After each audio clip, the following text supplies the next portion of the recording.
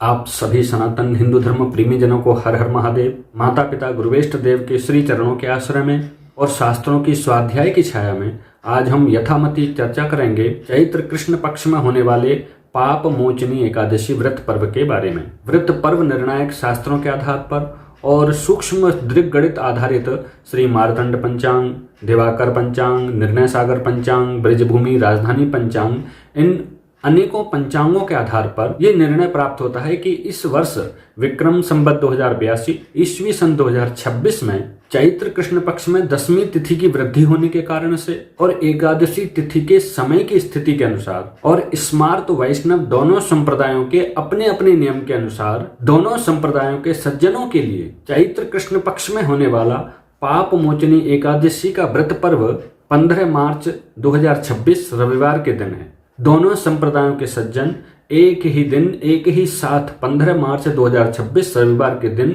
एकादशी का व्रत पर्व मनाएंगे और इस व्रत की पारणा यानी कि इस व्रत की समाप्ति दूसरे दिन 16 मार्च 2026 सोमवार के दिन सुबह 9:41 से पहले ही कर लेनी चाहिए, क्योंकि इसके बाद त्रयोदशी तिथि प्रारंभ हो जाएगी और स्मार्त संप्रदाय के सज्जनों को त्रयोदशी तिथि में एकादशी व्रत की पारणा करना निषिद्ध है। हाँ, वैष्णव संप्रदाय के सज्जनों के लिए एकादशी व्रत की पारणा समाप्ति त्रयोदशी तिथि में करना निषिद्ध नहीं है।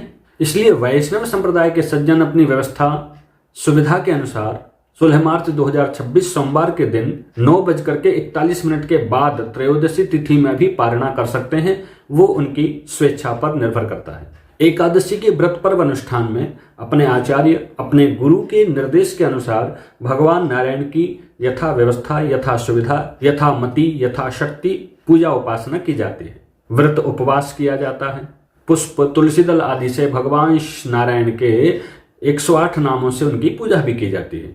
एकादशी का व्रत पर्व अनुष्ठान यदि हम यथाविधि संपन्न नहीं कर पाए तो भी हमें कम से कम उस दिन अन्न का त्याग अवश्य कर देना चाहिए। कहा गया है कि एकादशी तिथि में एकादशी के व्रत पर्व के दिन में अन्न में पाप निवास करता है, इसलिए एकादशी के दिन अन्न का त्याग अवश्य ही करने का प्रयास करना चाहिए। और वैसे भी आज के समय में अन्न का त्याग करना कोई बहुत कठिन विषय नहीं है। अन्य अनेकों व्रत संबंधी सात्विक आहार हैं जिनको ग्रहण किया जा सकता है। यहाँ इस बात का भी हमको सबको ध्यान रखना चाहिए कि बालकों, वृद्धों और रोगियों पर कोई नियम लागू नहीं होता। वो अपनी आवश्यकता सुविधा के अनुसार अपनी जीवनचर्या अपनी भोजन व्यवस्था के लिए स्वतंत्र होते हैं। तो मूल बात होती है कि एकादशी के दिन यदि हम अन्य कुछ न कर पाए तो भी अन्न का त्याग कर देना चाहिए। यथासंभव नारायण की पूजा करनी चाहिए और स्मार्त सज्जनों को द्वादशी तिथि में ही एकादशी व्रत की पारणा कर लेनी चाहिए। आप सभी को पाप मोचनी एकादशी व्रत पर्व अनुष्ठान की बहुत बहुत शुभकामनाएं। हर हर महादेव।